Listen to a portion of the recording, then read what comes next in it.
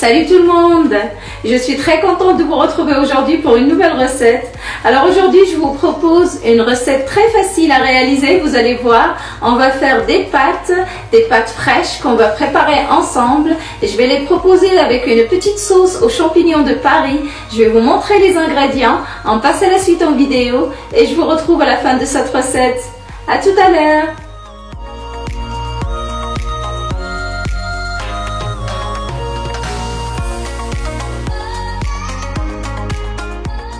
Je commence la recette par mettre le sel dans la farine, je mélange un peu et je creuse un petit puits au centre dans lequel je vais casser les œufs.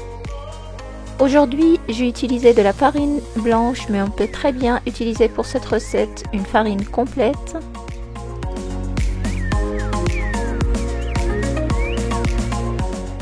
Je vais ensuite bien mélanger à l'aide de la cuillère. On peut très bien le faire directement à la main, mais je préfère d'abord bien mélanger tous les éléments ensemble avant de mettre la main à la pâte. On peut très bien utiliser le robot si on le souhaite. Simplement, il faudra savoir que c'est une pâte qui ne nécessite pas trop de travail. On va juste mélanger tous les éléments ensemble pour former une pâte. C'est pour ça que je préfère la faire à la main.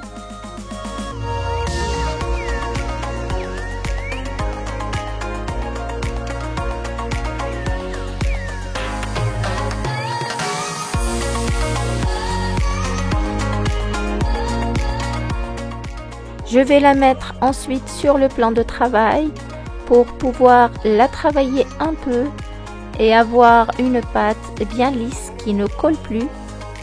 Voici ce que l'on doit obtenir, une pâte moelleuse qui ne colle plus. Je vais la remettre dans le bol, je la couvre et je la laisse se détendre un peu, 10 à 15 minutes à peu près.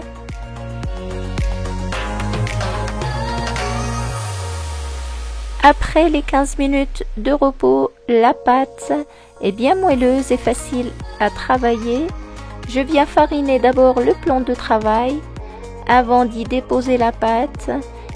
Je vais ensuite, à l'aide d'un coupe-pâte, la diviser en 4 petits pâtons. Ensuite, je vais former des boules de pâte avec ces petits pâtons.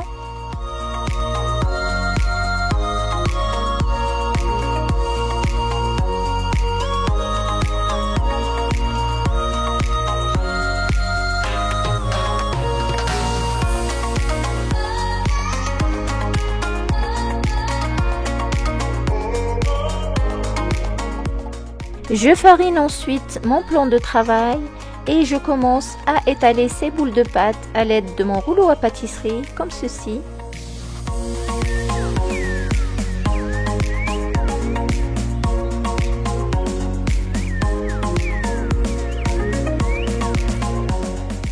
Cette pâte est vraiment très facile à travailler, comme vous le voyez.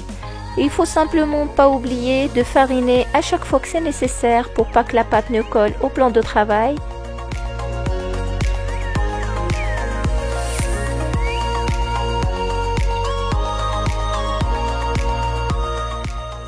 Je vais l'étaler à une épaisseur vraiment très fine, entre 1 à 2 mm maximum.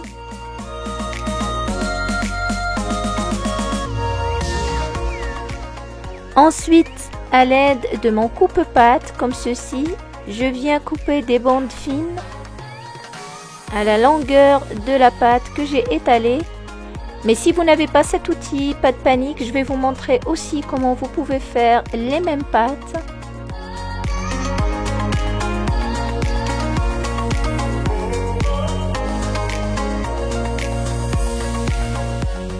Je vais ensuite prendre ces bandes que je viens de découper et je sépare les fils de pâte les uns des autres pour pas que ça se recolle au séchage.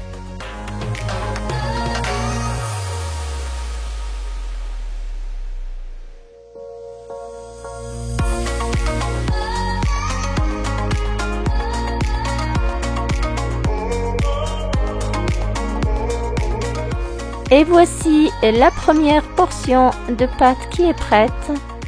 Je vais la déposer sur une serviette propre dans un endroit pas trop chaud. Vaudrait mieux à température ambiante et je laisse sécher à l'air libre le temps de finir toutes mes pâtes. Et si vous n'avez pas le coupe-pâte que j'ai utilisé maintenant pour fabriquer mes bandes, je vais vous montrer comment vous pouvez faire sans cet outil. Vous pouvez prendre une roulette à pizza, une règle et vous commencez à former des petites bandes comme ceci.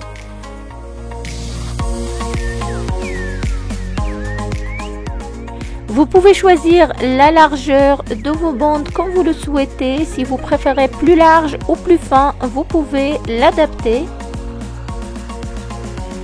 Voici ce que l'on doit obtenir.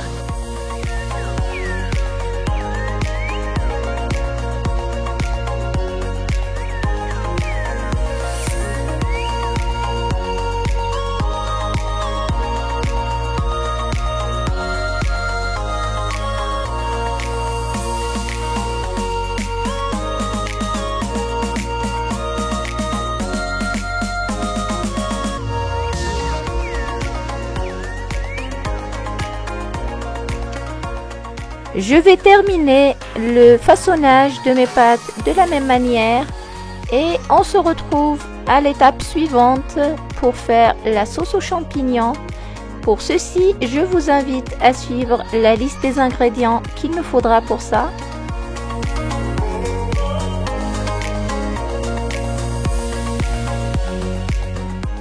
Je mets un filet d'huile d'olive dans une grande casserole que je mets sur un feu moyen tendance fort et je mets par-dessus un demi-oignon haché finement.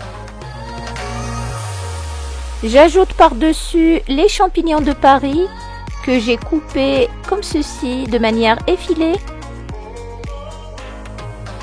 Je vais les faire suer quelques instants avant d'ajouter par-dessus la persillade. J'ai mis l'équivalent d'une grande cuillère de persillade. Je mélange bien. J'ajoute ensuite le sel, à peu près 4 grammes.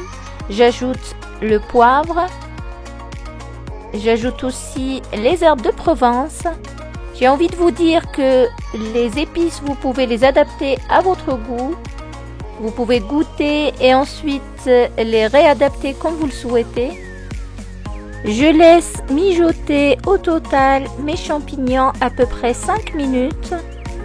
Je termine ensuite avec le fromage frais aux fines herbes. Je vais bien mélanger le temps de l'incorporer au reste et je retire ensuite la casserole du feu. Ma sauce aux champignons est prête.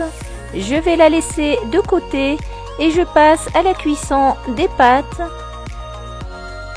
J'ai préparé de l'eau bouillante salée sur un feu très fort et à côté j'ai une passoire dans laquelle je vais égoutter mes pâtes. Je vais venir comme ceci déposer les portions de pâtes dans de l'eau bouillante et dès que ça monte sur la surface, vous saurez que les pâtes sont prêtes et qu'il faut les débarrasser directement et les mettre dans la passoire qu'on a préparée à côté. Ce que vous devez savoir sur les pâtes fraîches, c'est que plus vous les laissez sécher, plus le temps de cuisson est long. Je vais continuer ainsi la cuisson de toutes mes pâtes. Et dès que mes pâtes sont bien égouttées, je vais les verser par-dessus la sauce aux champignons, comme ceci. Je mélange bien ensuite pour incorporer la sauce à mes pâtes. Aujourd'hui, je vous ai proposé ces pâtes-là avec une sauce aux champignons. Mais si vous n'aimez pas ça, vous pouvez très bien choisir de les faire à la sauce tomate, aux légumes, comme vous voulez, juste au beurre pour accompagner vos plats. Donc le choix est le vôtre. Mes pâtes sont prêtes. Je vais passer maintenant au dressage de mes assiettes. À l'aide d'une grande fourchette, je vais enrouler dans une louche une portion de pâte que je pose comme ceci au centre. Après, je dépose quelques champignons autour et par-dessus. J'arrose ensuite d'un peu de sauce comme ceci et je mets autour de la base de mes pâtes. J'ajoute par-dessus une petite touche de couleur avec des racines rouges. J'ajoute par-dessus du fromage râpé et un peu de persil. Et voici comment j'ai présenté mes assiettes. Et il ne me reste plus qu'à vous souhaiter un excellent appétit. Et voilà, nous sommes arrivés à la fin de la recette pour aujourd'hui. Mes pâtes sont prêtes. J'espère qu'ils vous ont plu. Si c'est le cas, n'hésitez pas à liker la vidéo et n'oubliez pas de vous abonner si ce n'est pas encore fait. Je vous dis à très vite pour une nouvelle recette. Au revoir.